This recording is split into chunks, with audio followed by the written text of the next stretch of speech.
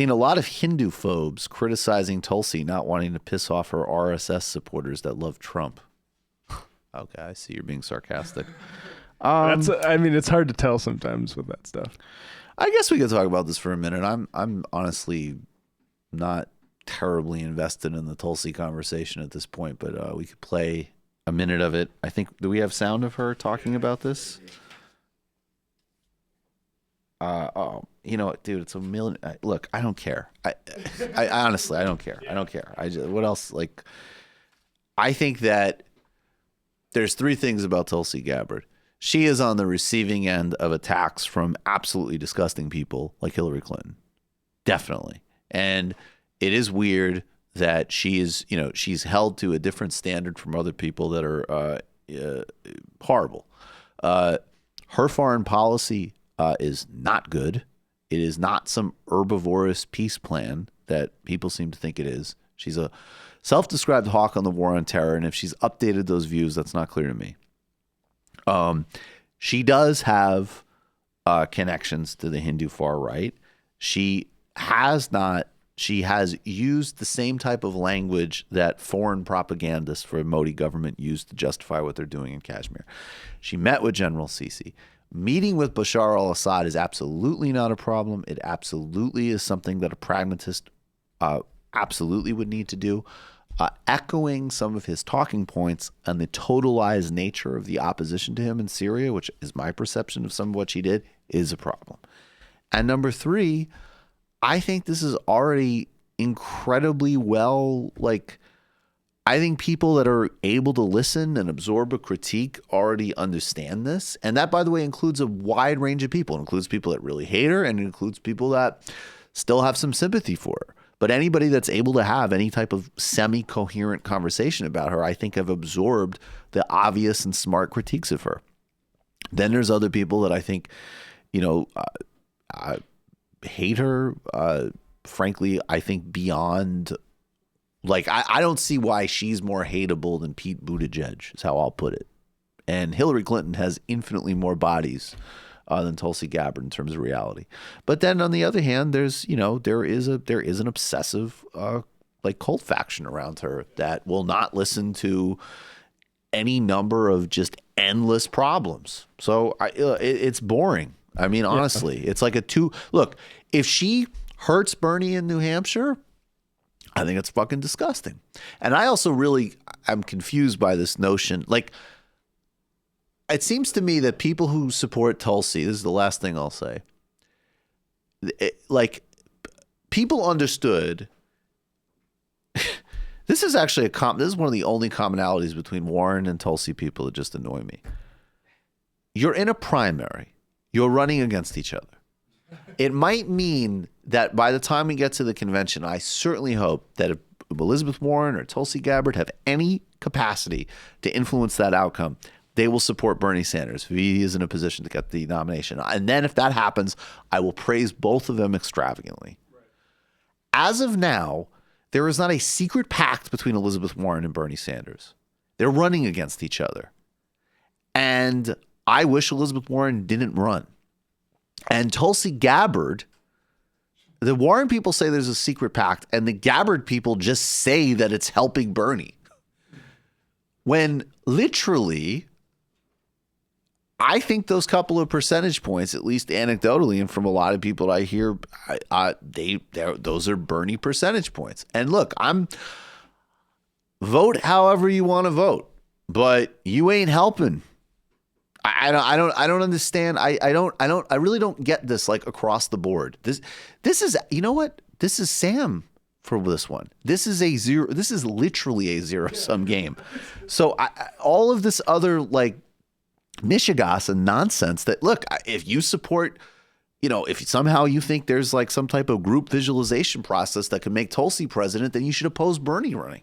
And if you want Warren, then you should oppose, oppose Bernie. Well, whatever. If you want Biden, you should oppose all. I don't know. This isn't some, middle school, Marvel comic, Avengers team. They're running against each other for something. And we're talking about Tulsi in this case. She hurts his prospects in key primary states. Why?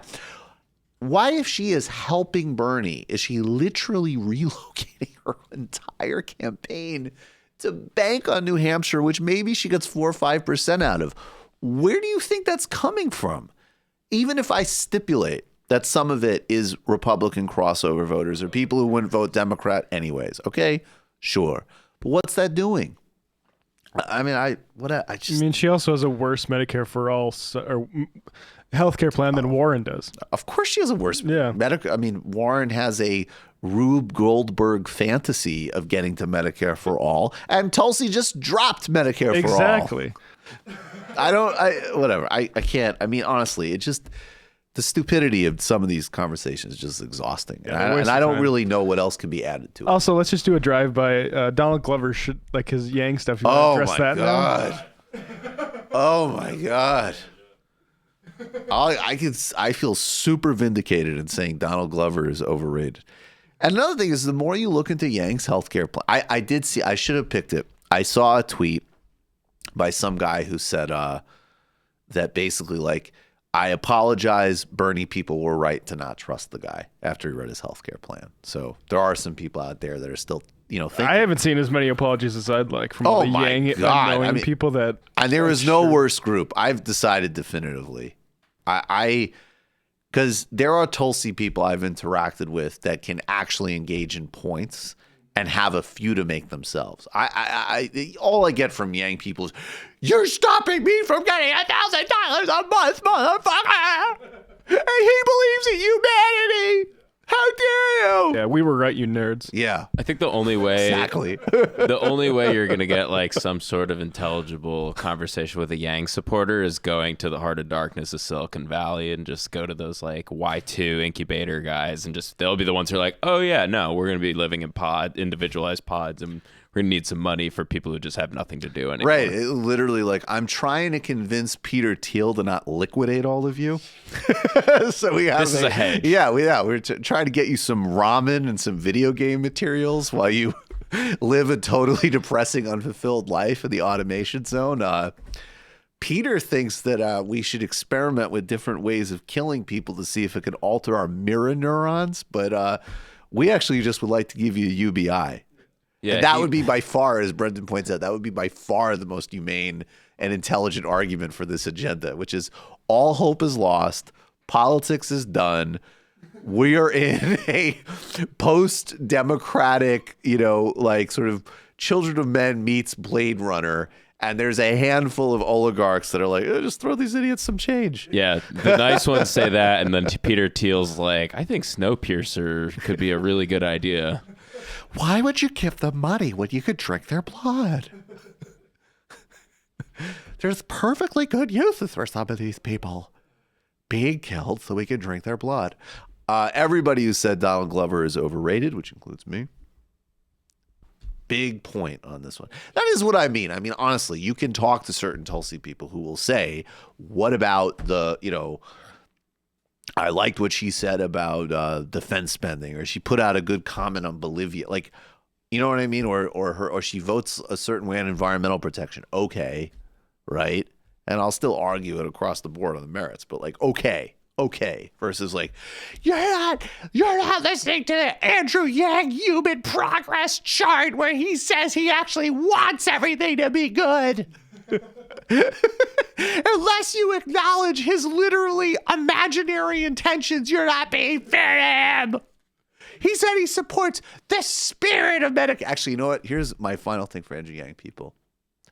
I support the spirit of Andrew Yang. Yeah. But not him. Also, yeah. But I support the spirit. And if you don't give me credit for that, you're sliming and smearing us. Also, welcome to politics. Yeah. All right, well, welcome to this like interesting political process where people actually measure what you're actually proposing. Yeah.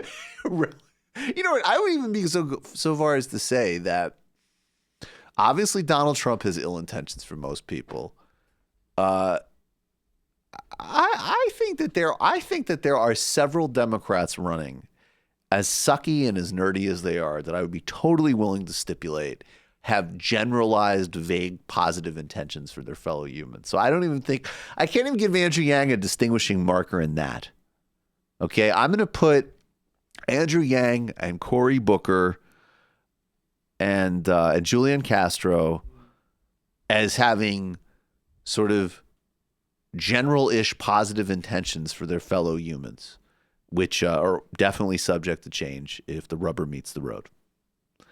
And by rubber meeting the road, in all three of their cases, I would say Israel and probably also hedge funds.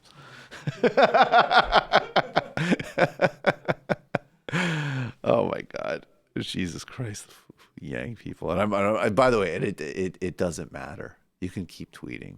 It doesn't matter. Yeah, it's over, folks. It's over. It's over. And You you only have yourselves and your candidate to blame. Yeah, it's all your fault. You blew your chance at $1,000 a month, guys, by not taking the concerns of us seriously. You blew it. If you came to us and you said, look, of course I don't want some, Silicon Valley, like whatever gimmick candidate, but could Bernie add a G a month on top of all these other important reforms? You might have gotten a guy like me to say yes. But you blew it. What's that movie from? I think that's from like I think that's it's De a Tim and Niro, Eric right? sketch. I thought it was De Niro. Some like Meet the Fockers or something. Like, you blew it. For the record, I think Atlanta is still an excellent TV show, and I will give Donald Glover all His the show credit is he deserves for that in his show spirit is and in actuality. Although, does Atlanta not become worse when you read it as like this? We were talking about this. It is a brilliant, searing critique of all the issues Bernie Sanders is talking about. Like, I don't know. Yeah, I agree. That's kind of depressing. I didn't think Donald Glover was earned in real life.